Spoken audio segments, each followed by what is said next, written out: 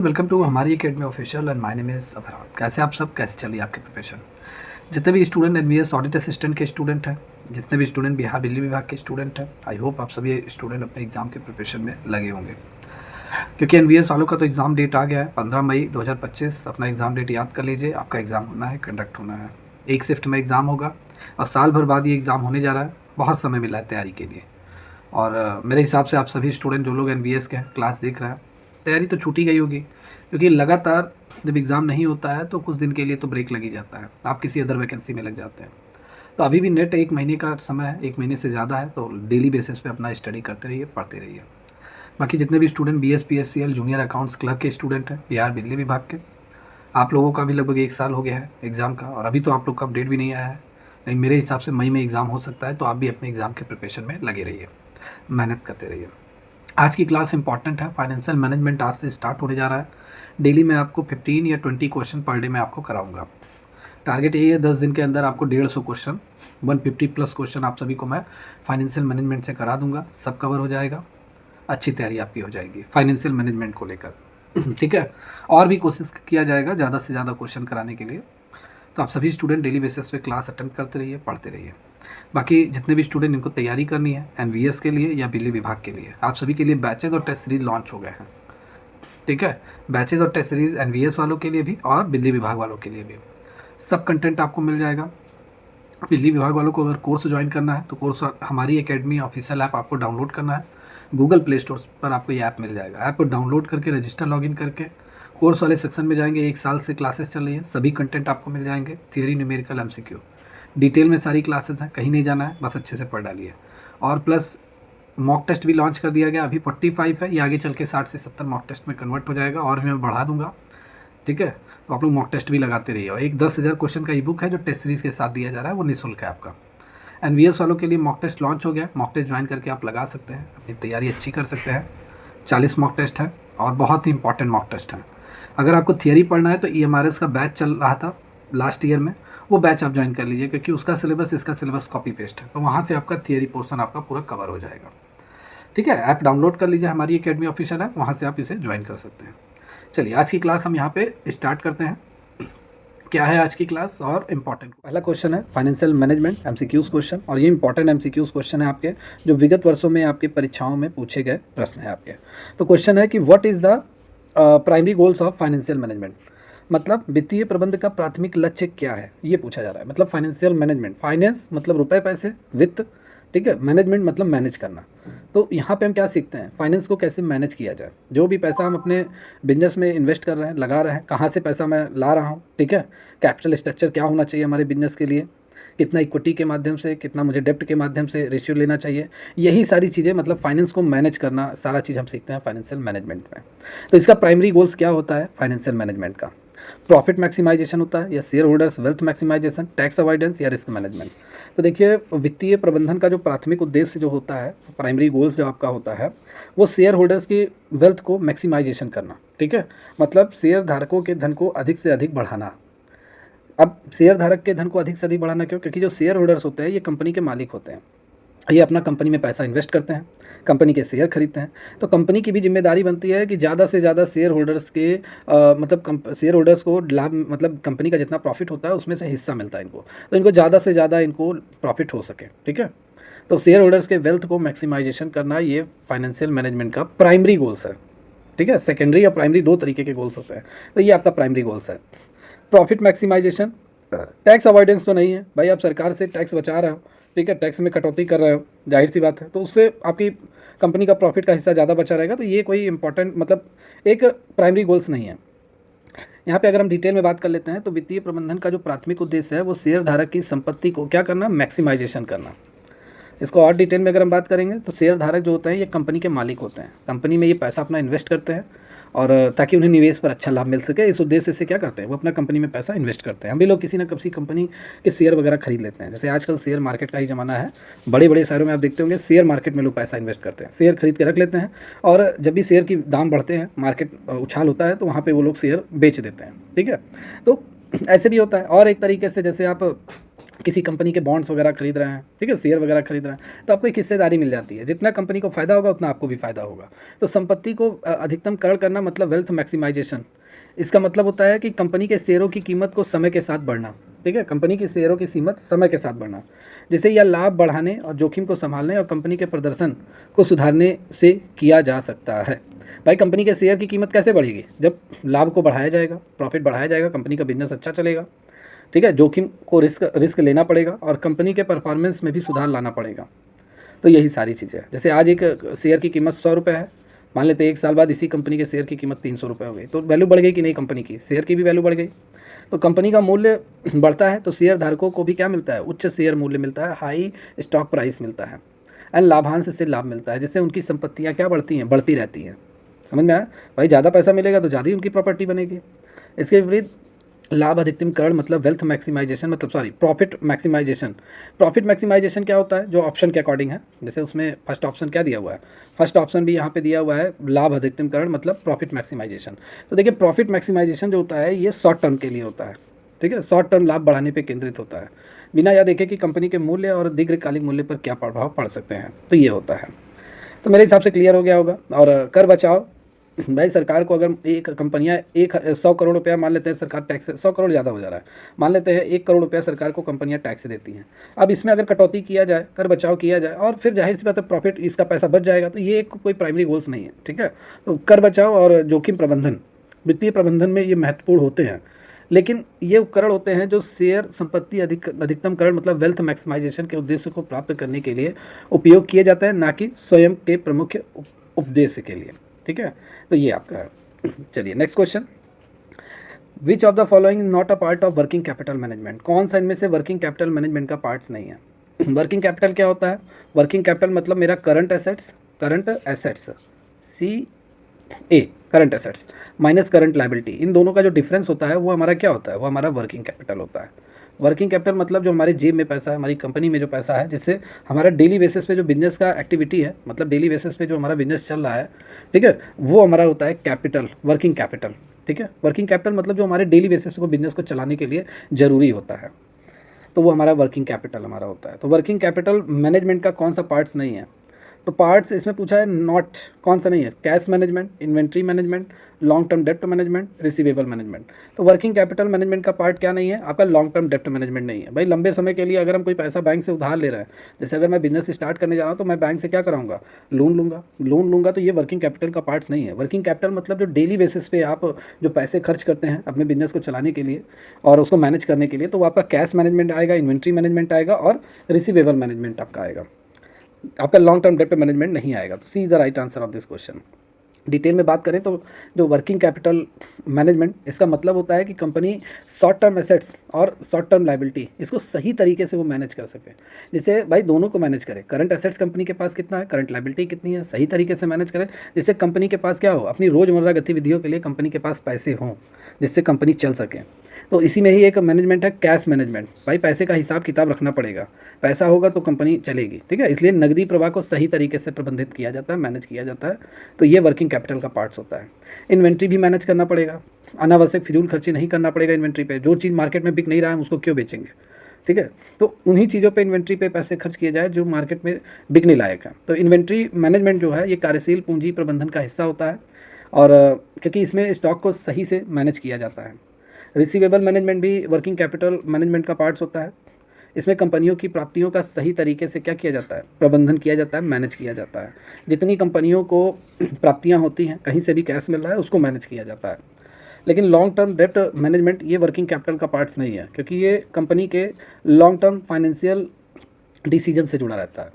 समझ में आया? कंपनियां लॉन्ग टर्म डेप्ट क्यों लेती हैं? जाहिर सी बात है, अगर कंपनी को बिजनेस स्टार्ट करना है तो 10 लाख रुपए की ज़रूरत है, 10 साल के लिए लेती हैं। तो जाहिर सी बात है ये अलग हो गया, वर्किंग कैपिटल का कोई लेना देना नहीं है।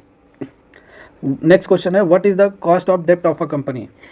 किसी कंपनी के लिए ऋण की लागत क्या होती है? Cost of capital. तो देखिए कॉस्ट ऑफ कैपिटल होता क्या है, पहले मैं ओरली क्लियर कर दूं। तो देखिए कॉस्ट ऑफ कैपिटल मतलब हो गया, जैसे आपको 1 लाख रुपए की ज़रूरत है बिजनेस स्टार्ट करने के लिए। अब आप बैंक जाओगे, बैंक से 1 लाख रुपए का लोन लोगे, और बैंक, ये आपका पैसा नहीं है, ये बैंक का पैसा है। बैंक ने अगर आपको दिया है तो वो 10% आपसे ब्याज लेगा, मतलब 10% मतलब 10,000 रुपये आपसे वो ब्याज लेगा।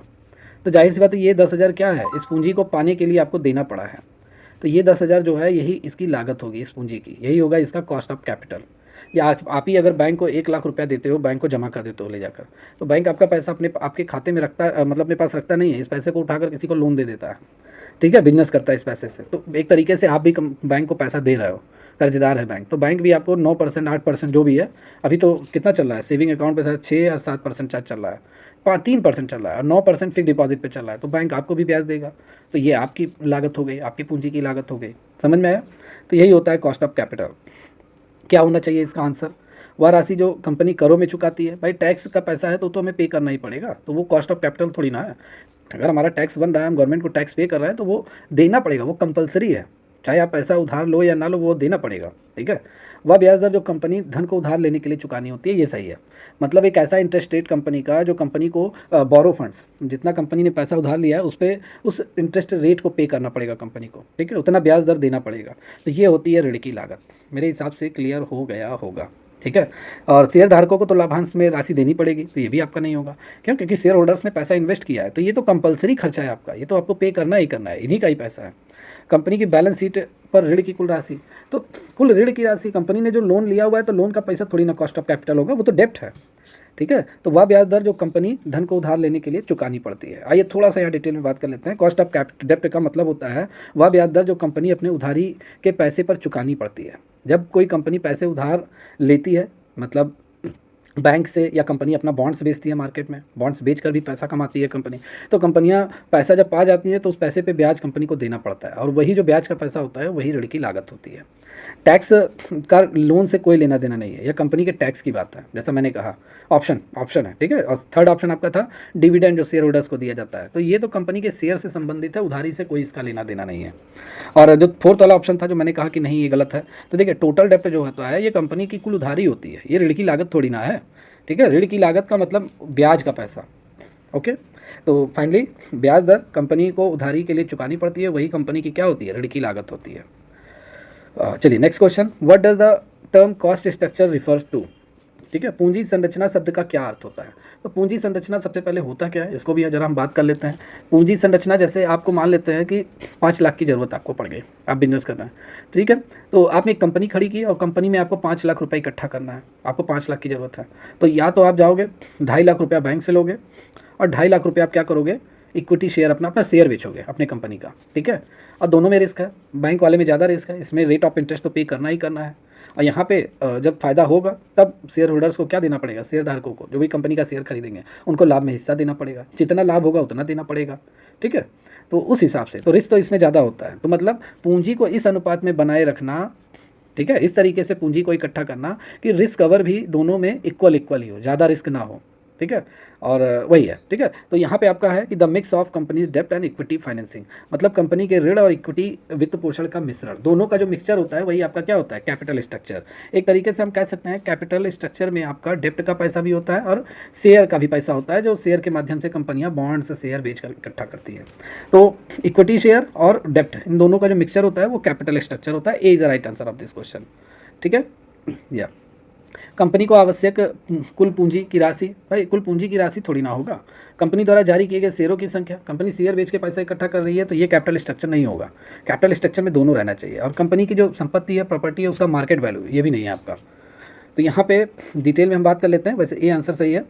पूंजी संरचना का मतलब होता है कंपनी अपने डेप्ट और इक्विटी के माध्यम से अपने व्यवसाय और विकास को कैसे फाइनेंस करती है, मतलब लोन और डेप्ट, लोन और इक्विटी दोनों के माध्यम से कितना पैसा इकट्ठा कर रही है, फाइनेंस कैसे कर रही है। डेप्ट जो होता है ये वित्त पोषण का मतलब होता है कि पैसे उधार लेना, चाहे बैंक से लोन के तौर पे लेना या अपना बॉन्ड्स जारी करना, जिसे कंपनी को ब्याज के साथ चुकाना पड़ता है। कंपनी अगर लोन भी लेगी बैंक से या बॉन्ड्स बेचेगी भी, जितना पैसा इकट्ठा करेगी कंपनी को ब्याज तो देना ही देना है, ठीक है। तो ये होता है क्या, ऋण वित्त पोषण।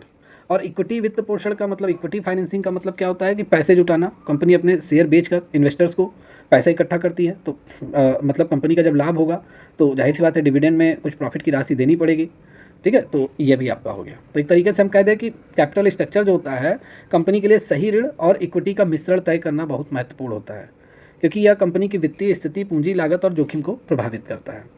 क्लियर, ये आपका हो गया।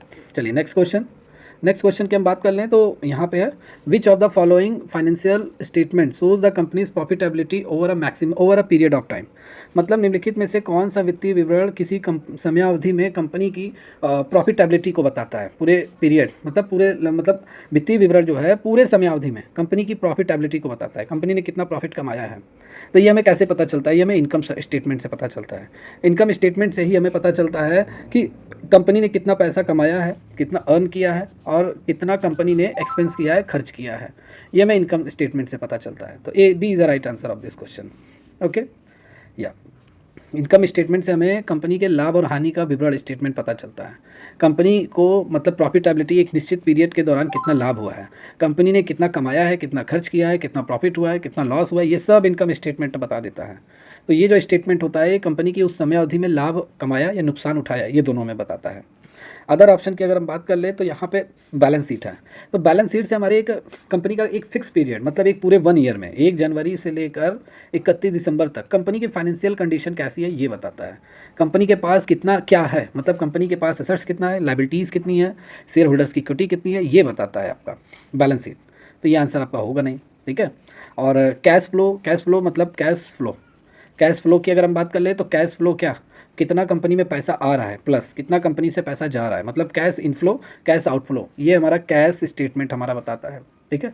तो ये भी आपका नहीं है। और डी वाला ऑप्शन जो शेयर होल्डर्स की इक्विटी का विवरण, ठीक है, इक्विटी में परिवर्तन को दिखाता है, जैसे नए शेयर जारी करने पे या लाभांश का भुगतान करना, तो इससे भी हमारा क्लियर नहीं होता है कि कंपनी को कितना प्रॉफिट हो रहा है, लॉस हो रहा है। तो ये भी नहीं है आपका इनकम स्टेटमेंट है। ये कंपनी के आय और खर्चों को दिखाता है और कंपनी की लाभ और हानि के बारे में बताता है। तो यहाँ पे बी आंसर सही है आपका। नेक्स्ट क्वेश्चन है, accounting ratio are important tools use by.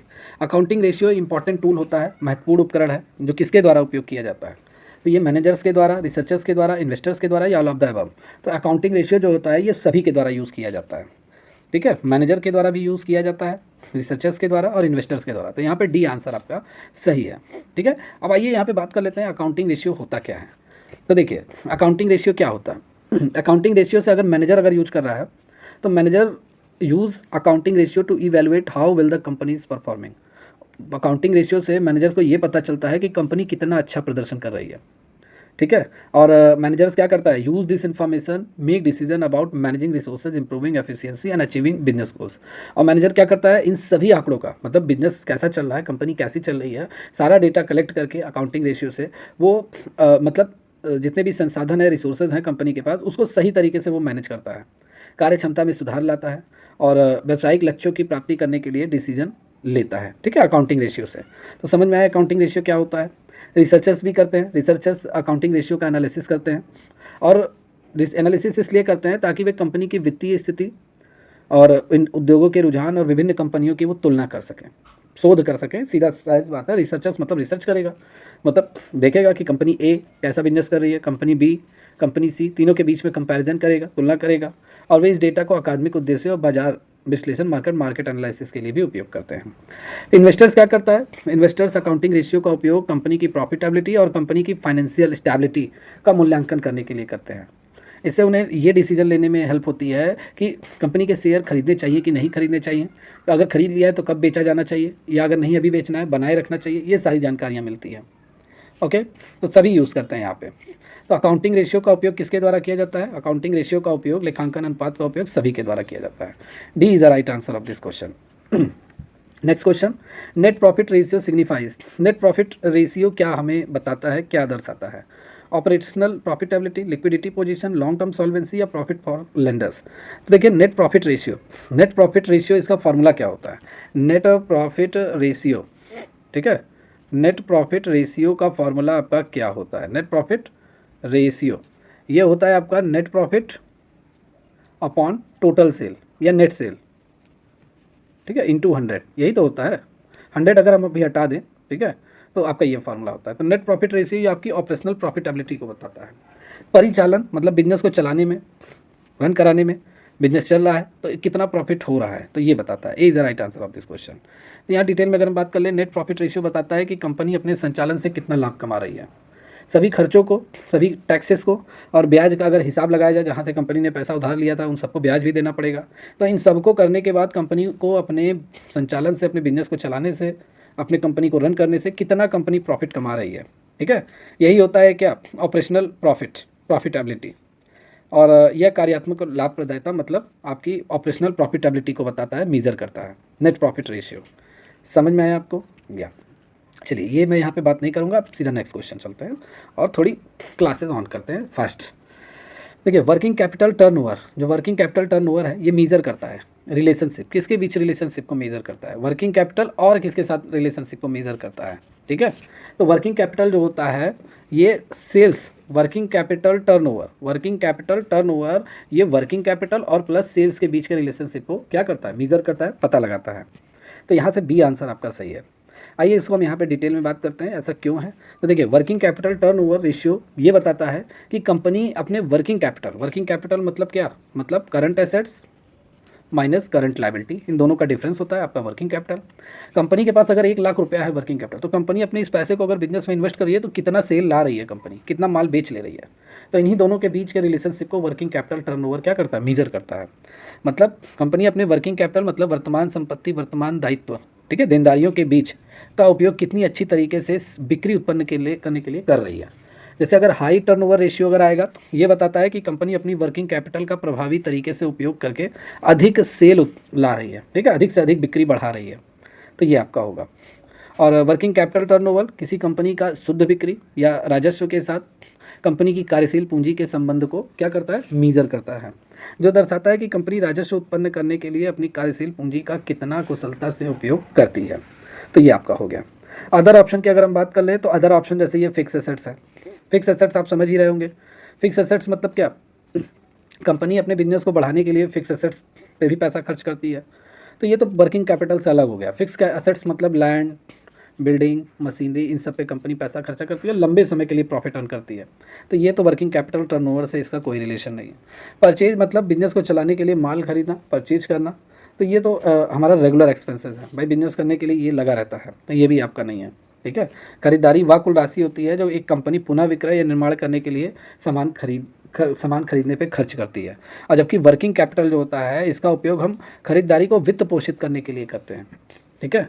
और टर्नओवर विशेष रूप से वर्किंग कैपिटल और बिक्री के बीच के रिलेशनशिप को मेजर करता है, ना कि खरीदारी के। स्टॉक क्या होता है, ये एक सामग्री होती है जो एक कंपनी पुनः विक्रय, पुनः उत्पादन मतलब उत्पादन के लिए रखती है।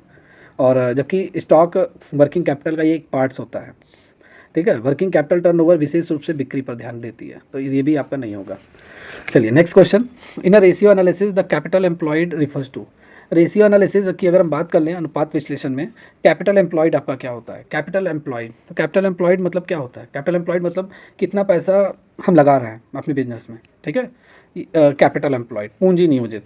तो equity share capital, net worth या शेयर होल्डर्स फंड्स या नॉन ऑफ द अबव। तो कितना पैसा हम अपने बिजनेस में लगा रहे हैं, डेप्ट के माध्यम से कितना इकट्ठा कर रहे हैं, शेयर के माध्यम से कितना इकट्ठा कर रहे हैं, बॉन्ड्स वगैरह कितना हम बेच रहे हैं, ठीक है। तो ये सभी तरीके से हम पूंजी इकट्ठा करके अपने बिजनेस में लगा रहे हैं, तो यही होता है पूंजी नियोजित। कितना पैसा हम कहाँ से इकट्ठा कर रहे हैं, तो उस हिसाब से देखा जाए तो तीनों आना चाहिए। तो इस हिसाब से आपका डी आंसर सही है, ठीक है। कैपिटल एम्प्लॉयड, डी आंसर सही है आपका यहाँ पे। कैपिटल एम्प्लॉयड का मतलब होता है कि टोटल कैपिटल जो बिजनेस में यूज़ किया जा रहा है, बिजनेस ऑपरेशन मतलब बिजनेस को चलाने में। और इसमें आपका शेयर होल्डर्स की इक्विटी मतलब शेयर धारक को अगर हमने शेयर बेचा है तो उससे जितना पैसा मिला है वो हो गया। लॉन्ग टर्म डेप्ट जब तक बिजनेस मतलब बैंकों से जितना उधार लिया गया लंबे समय के लिए, वो भी पैसा हो गया। तो इन दोनों का सम होगा आपका क्या, कैपिटल एम्प्लॉयड, पूंजी नियोजित, ठीक है। यह किसी कंपनी की दीर्घकालीन वित्तीय स्थिति स्थिरता का माप है, क्योंकि यह दर्शाता है कि कंपनी अपने व्यावसायिक संचालन में कितना पूंजी निवेश किया जा रहा है। तो ये आपका होगा, ठीक है। चलिए नेक्स्ट क्वेश्चन, यहाँ पे अब हम थोड़ा फास्ट चलते हैं।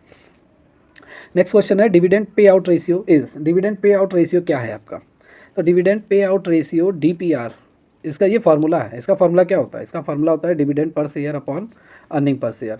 मतलब कंपनी पर शेयर के हिसाब से कितना पैसा कमा रही है और पर शेयर पे शेयर होल्डर्स को कितना डिविडेंड दे रही है। इन दोनों का जो रेशियो होगा वो आपका डिविडेंड पे आउट रेशियो आपका होगा, ठीक है। डिविडेंड पे आउट रेशियो तो फार्मूला आपसे पूछा है, तो उस हिसाब से तो यहाँ पे बी आंसर आपका सही है, DPS upon EPS।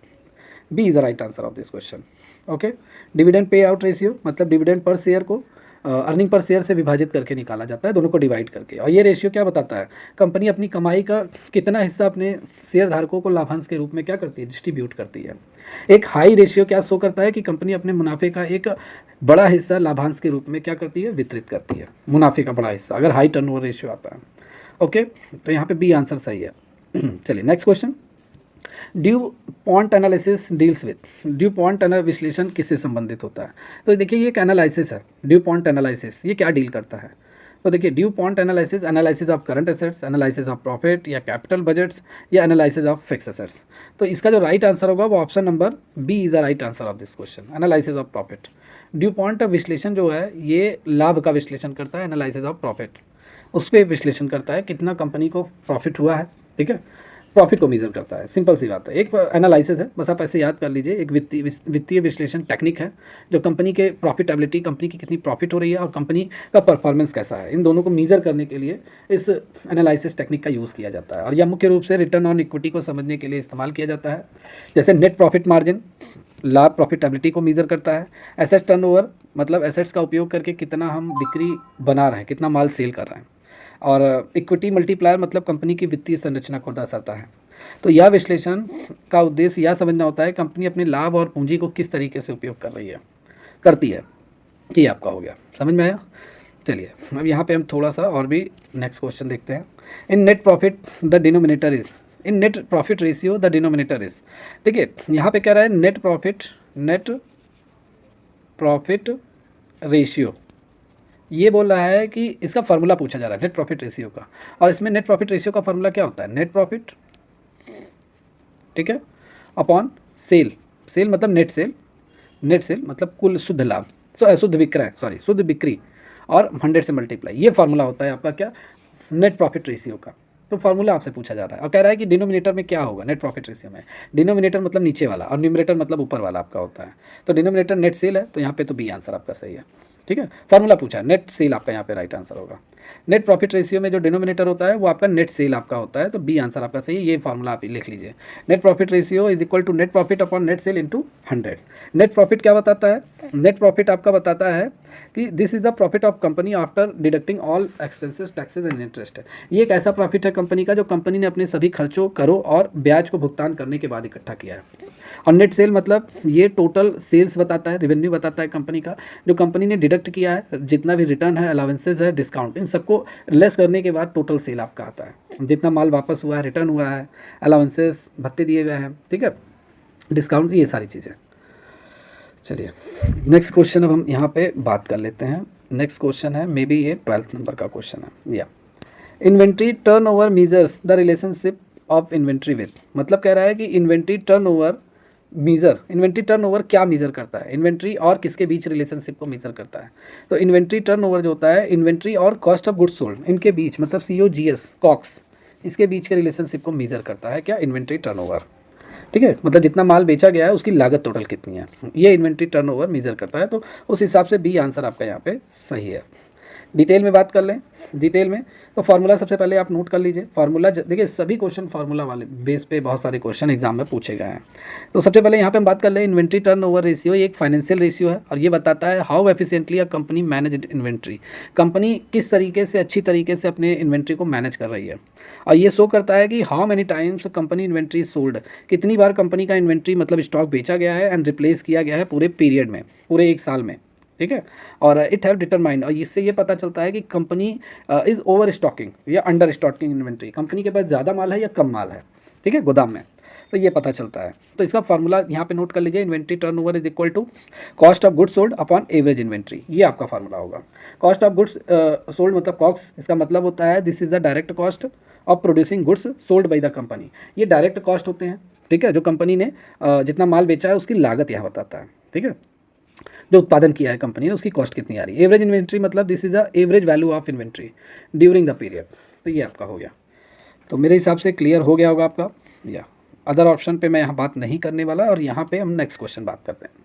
Next question आपसे फुल फॉर्म पूछ लिया है, the term EVA is use for, EVA का फुल फॉर्म क्या होगा? EVA का full form extra value analysis, economic value added, expected value analysis, engineering value analysis, तो ये तो गलत है, इंजीनियरिंग कहीं होता ही नहीं है। एक्सपेक्टेड वैल्यू एनालिसिस कुछ हद तक हम सही कह सकते हैं, इकोनॉमिक वैल्यू यही आपका सही है, ठीक है। इकोनॉमिक वैल्यू एडेड ये आपका इसका फुल फॉर्म होता है EVA का, तो option B is the right answer of this question, economic value added, ठीक है। फुल फॉर्म आपसे पूछा, ये होता क्या है? तो इकोनॉमिक वैल्यू एडेड मतलब आपकी आर्थिक मूल्य वर्धित, ये एक फाइनेंशियल आपका वित्तीय प्रदर्शन मीट्रिक है, जो किसी कंपनी द्वारा अपनी निवेशित पूंजी से, कंपनी द्वारा जितना भी पैसा इन्वेस्ट किया जा रहा है और उससे कितना पैसा बनाया जा रहा है, कितना पैसा मतलब 1 लाख लगाने पे कितना पैसा आ रहा है कंपनी के पास, वो आपका होता है, वो मीज़र करता है। और इसका उपयोग पूंजी की लागत पर विचार करने के बाद किसी कंपनी की प्रॉफिटेबिलिटी का पता लगाने के लिए भी हम करते हैं। तो ईवीए किसी कंपनी की अपने शेयर धारकों के लिए धन बनाने की क्षमता की एक माप है आपका। और इसका फॉर्मूला यहाँ नोट कर लीजिए, EVA is equal to net operating profit after taxes, tax less करने के बाद टोटल प्रॉफिट कितना हो रहा है, upon capital into cost of capital. ये आपका फॉर्मूला होगा। चलिए next question, may be this is a last question. Return on investment may be improved by, निवेश पर लाभ जिसे हम आरओआई बोलते हैं, इसको सुधार कैसे किया जा सकता है। आरओआई निवेश पर लाभ, निवेश मतलब 1 लाख अगर हमने इन्वेस्ट किया है अपने बिजनेस में, ठीक है, तो कितना ज़्यादा से ज़्यादा हमें प्रॉफिट हो, तो कैसे हम प्रॉफिट बढ़ा सकते हैं। तो जाहिर बात है कारोबार को अगर हम बढ़ाएंगे तो प्रॉफिट हमारा बढ़ेगा, खर्च को हम अपने कम करेंगे तो प्रॉफिट हमारा बढ़ेगा। पूंजी का उपयोग बढ़ाकर 1 लाख की जगह हम 2 लाख रुपया लगा दें अपने बिजनेस में ज़्यादा से ज़्यादा पैसा कमाने के लिए, तो ज़्यादा से ज़्यादा हमारा प्रॉफिट हो सकता है। तो उस हिसाब से तो डी आंसर आपका यहाँ पे सही है, ठीक है, डी आंसर सही है, D the right answer of this question. ROI का फुल फॉर्म देख लीजिए, आरओआई मतलब रिटर्न ऑन इन्वेस्टमेंट, ये एक फाइनेंशियल मीट्रिक है और इसका यूज़ किया जाता है एफिशिएंसी और profitability of an investment relative to its cost. ROI is equal to net profit upon investment cost into 100, ये इसका फॉर्मूला होता है, इसको जरूर आप याद कर लीजिए। मतलब नेट प्रॉफिट कितना हुआ है और इन्वेस्टमेंट कॉस्ट कितनी आपकी थी, कितना आपने इन्वेस्ट किया है, इन दोनों का डिवाइड करके 100 से मल्टीप्लाई कर देंगे तो आपका आरओआई आ जाएगा, रिटर्न ऑन इन्वेस्टमेंट आपका आ जाएगा। ओके या, तो ये आपका राइट आंसर है, देखिए या। चलिए आज का क्लास हम यहीं पे ओवर करते हैं, और आज की क्लास कैसी लगी कमेंट करके ज़रूर बताइए, जितने भी स्टूडेंट इस क्लास को देख रहे हैं। बाकी अगर आपको तैयारी करना है तो आप हमारी एकेडमी ऑफिशियल ऐप को डाउनलोड कर लीजिए गूगल प्ले स्टोर से, इस ऐप को डाउनलोड करके रजिस्टर लॉगिन करके आप बैच और टेस्ट सीरीज से ज्वाइन हो सकते हैं। ओके या, कैसी लगी क्लास कमेंट करके जरूर बताइए। इसके आगे के क्वेश्चन को हम लोग कल देखेंगे, और लगातार मैं फाइनेंशियल मैनेजमेंट आपका कवर करा दूंगा, लगातार क्लासेज आपकी होती रहेंगे। तो मिलते हैं कल की क्लास में, टेक केयर, गुड बाय।